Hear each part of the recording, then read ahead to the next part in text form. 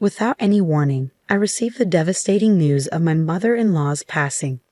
Naturally, I felt compelled to attend the funeral, but my husband's reaction stunned me. "Don't you dare come. You've got it," he yelled, his words laced with venom. Confusion clouded my mind. "What are you talking about? She's passed away.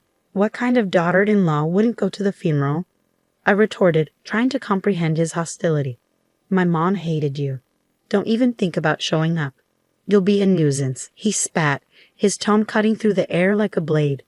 Though my relationship with my mother-in-law had never been close, the notion of not attending her funeral felt beyond disrespectful. Ignoring my husband's harsh words, I made my way to the funeral hall, despite its distance. As I arrived, I witnessed my husband leading the mourning rites. Confusion gripped me. "Wait, what's going on here? Whose funeral is this?" I demanded, my heart pounding with unease.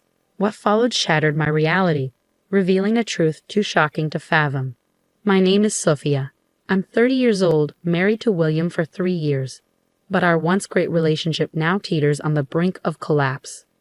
The root of our troubles lies in my husband's unilateral decision-making. When we married, he insisted I become a housewife, abandoning my job. Initially, this arrangement seemed fine, but cracks soon emerged. In our second year of marriage, my living expenses were drastically slashed from $11,000 to a mere $500 per month. "William, $500 is impossible. I cover rent, you handle utilities and groceries," I reasoned, struggling to make ends meet. But he remained obstinate, leaving me no choice but to stretch every penny. However, with William's hearty appetite, even basics became luxuries. Watching my savings dwindle, panic set in. What would happen when my account hit zero? With no sign of an increased budget, I knew I had to take action. Despite the challenges, I resolved to return to work, even if only part-time. I should be able to generate an extra income of between $800 to $900 a month. That additional money would undoubtedly alleviate some of our financial strain. That evening, I broached the topic with my husband, hoping for his support. His reaction was immediate and harsh. "Work? You can't be serious." "No way," he scoffed, recoiling at the suggestion. "Why not? This would give us some breathing room. If life is tough, it's because you're bad at budgeting. It's your fault," I countered, frustration creeping into my voice. "I've done all I can, but life is still hard. That's why I've been considering other options," I continued, my resolve hardening. "Playing the victim, huh? You can't live because of me? How dare you even say that?" he retorted dismissively, his words stoking the flames of my anger. Before I knew it, I was unleashing my pent-up emotions, my voice rising louder than I had ever intended. "Enough is enough. You're the one who wanted me to be a housewife. Since when does yelling solve anything? I just want you to understand," I pleaded, my desperation palpable. "How can anyone make ends meet with just $500? Shut up. Stop blaming others. Think of something else, you loser," he shot back, his words a cruel blow. With a final contemptuous shove, he stormed out of the room, leaving me crumpled on the floor, tears streaming down my face. Why is this happening? All I wanted was a peaceful married life. I sobbed, the weight of our struggles crushing me, the need to confide in someone not at me. But my parents lived too far away, and visiting them was no easy feat. My in-laws, though closer, were estranged, their relationship with my husband strained. As for my former coworkers and friends, distance and circumstance had created an insurmountable divide. Alone and afraid, I found myself trapped in a marriage filled with uncertainty. Yet, amidst the chaos, a glimmer of hope emerged. My husband's absence grew more pronounced as he threw himself into work, leaving me to navigate our strained relationship alone. With fewer mouths to feed and less need for groceries, I found solace in the simplicity of our dwindling provisions. And as the boundaries of my confinement blurred, I seized the opportunity to carve out a path of my own, reclaiming my independence as I began to work from home. Now making about $700 a month, I found myself embracing a more independent lifestyle, especially during my husband's frequent absences. This pattern has persisted for roughly a year. Recently, his work commitments have intensified, leaving him little time at home. And when he does return, his demeanor has grown increasingly hostile, punctuated by harsh words and insults. To compound matters, he stopped providing any financial support for our living expenses. Then, one fateful day, an unexpected event unfolded. Upon his return from work, my husband appeared visibly shaken. Without preamble, he announced, "My mom is dead." Stunned, I struggled to comprehend his words. "Are you joking?" I managed to stammer, my mind reeling. His response was swift and cold. "Why would I lie about something like this?" he snapped. "I'll go to the funeral alone. You stay here." Caught off guard by his abrupt declaration, I couldn't help but protest. "Wait, what? Why would you go alone to your mother's funeral?" "She's my mom too," I countered, my confusion mounting. His dismissive reply only fueled my frustration. "You don't need to come. I'm enough for my mom's funeral," he declared firmly. "Are you serious?" I retorted, struggling to comprehend his reasoning. His impatience was palpable. "Just don't come to the funeral. Got it?" he snapped, his tone final. "What are you talking about? What kind of daughter-in-law doesn't attend her mother-in-law's funeral?" I shot back, incredulous. His response was chilling. "Enough. Mom hated you. Okay, just don't show up at the funeral." His words struck like a blow. "What? My mother-in-law hated me?" I gasped, unable to process his revelation. "Yes, exactly. So even if you did come to the funeral, my deceased mom wouldn't be happy," he concluded coldly, leaving me speechless. I couldn't believe what I was hearing. A sharp pang pierced my chest as the harsh reality was laid bare before me. Seeing my distress, my husband let out an exasperated sigh. "Enough already. If Mom hated you, Dad feels the same. Your presence would just make everyone uncomfortable." "Fine, I get it. Just stop," he insisted, his tone weighted with frustration. "You better," he added sternly. "All right, don't come to the funeral," he pressured, leaving me no choice but to acquiesce. 2 days later, in the early hours of the morning, my husband bustled about, preparing for the day ahead. As he disappeared into the bathroom, I noticed his discarded pajamas and his phone left unlocked on the table. Curiosity piqued, I glanced at the screen, revealing directions to the venue for the day. Something felt amiss. The location indicated a 40-minute drive from home, but it wasn't towards William's family home. It would take at least an hour and a half to reach his parents' house from there. Why choose a location so far away? Lost in thought, I barely noticed my husband's return.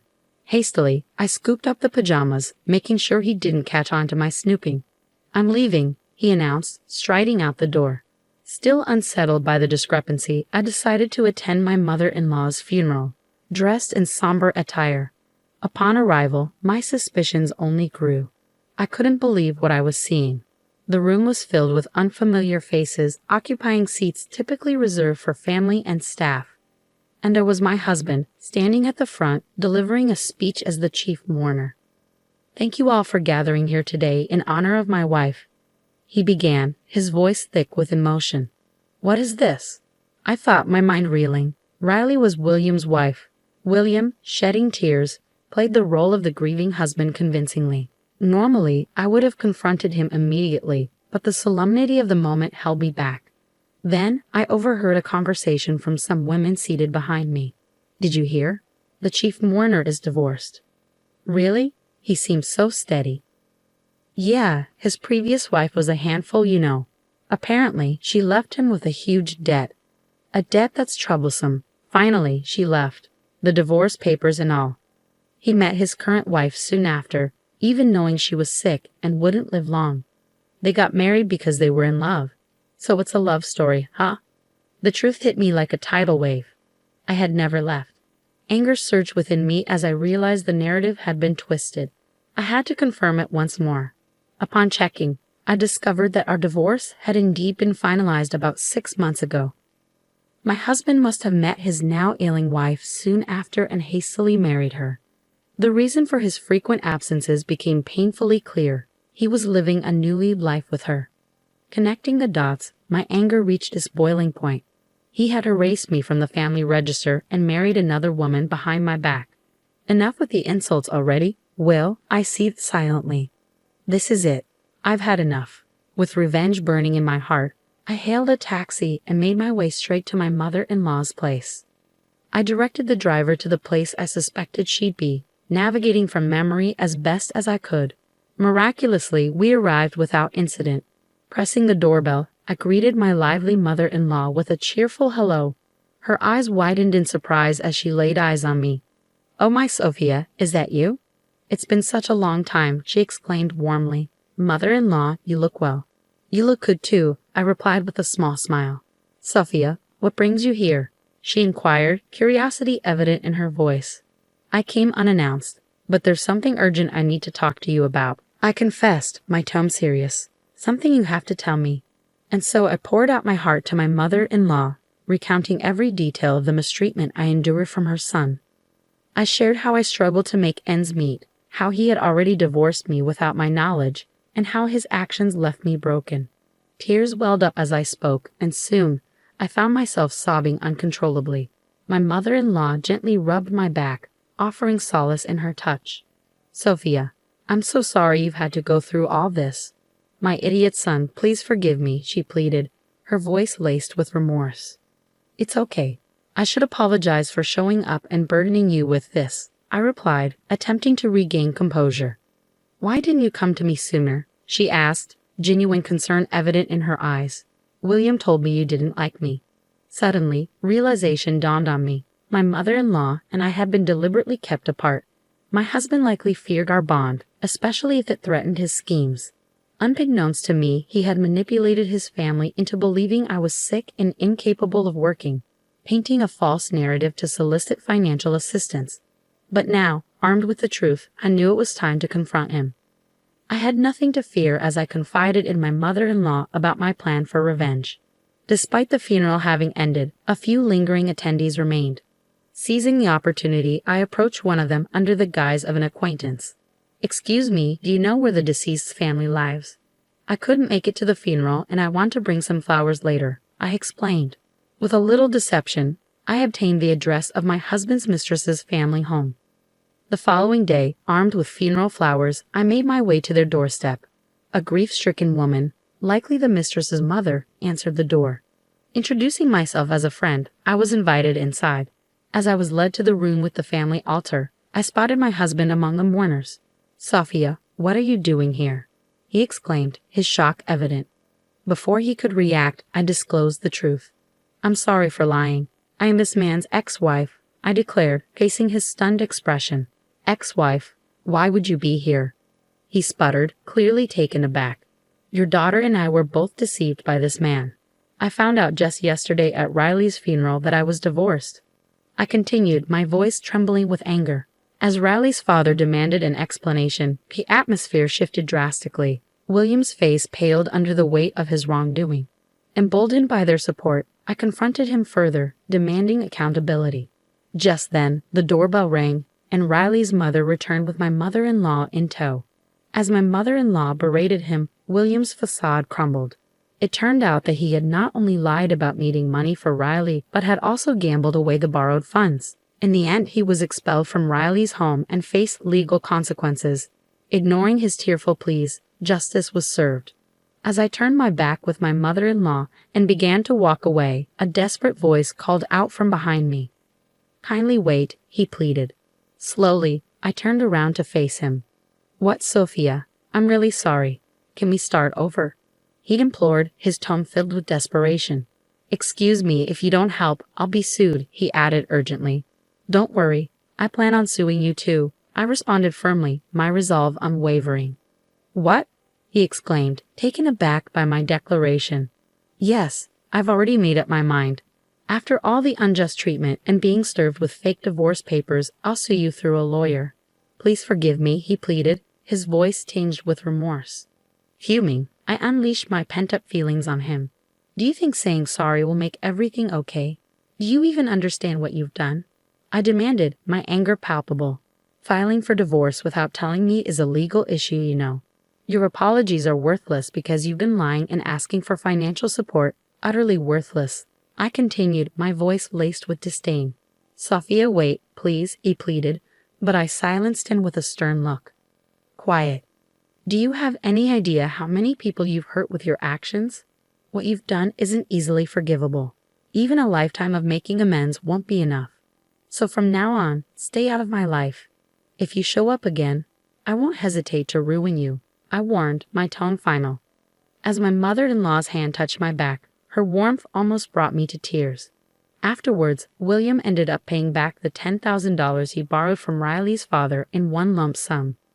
Additionally, he had to pay me alimony and a fine for forgery. His salary was never that high to begin with, and the financial hit seemed to hurt him quite a bit. He had to go into debt to pay the alimony, and now he's even receiving collection calls at work. It's only a matter of time before he loses his job. As for me, I returned to my old job immediately after the divorce. Now I'm living in an apartment near my workplace and enjoying peaceful days. Since then, I've been meeting with my mother-in-law regularly, updating each other on our lives. I feel our relationship has deepened even more after the divorce. My mother-in-law stood by me as we took our stand against her own son. I plan to cherish her as a second mother from here on out.